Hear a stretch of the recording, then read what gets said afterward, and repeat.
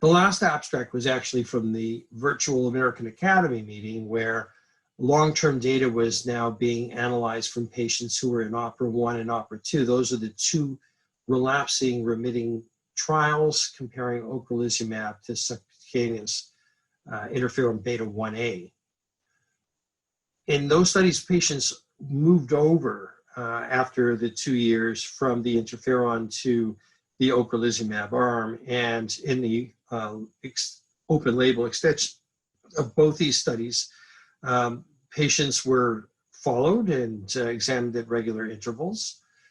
This particular report suggests that after 6 years, the patients who reached confirmed disability progression were small in number, but no one knows what the natural history is. So all we can say is those patients who were in the study and took ocrelizumab, especially took it at the beginning rather than crossed over from the interferon arm, seem to have lower overall progression rates at year 6 compared to those who delayed treatment with the ocrelizumab and were assigned to the interferon arm initially.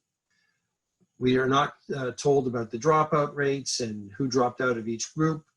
The overall scheme is just if you stayed in the study, chances are you were probably doing well. The implication is that probably more patients dropped out of the interferon arm as they were unlikely to have done well. But we have no real comparator here in terms of the natural history of this group that we could rely on saying, yes, this is a significant effect, and this would not have happened by natural history alone, or that the patients who were randomized from the start on ocrelizumab are that much better.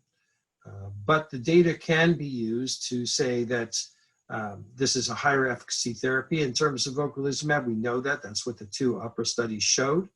And that moving on to a higher efficacy therapy from the beginning seems to indicate that there'll be the best outcome in the long term. And I think this is quite intuitive today.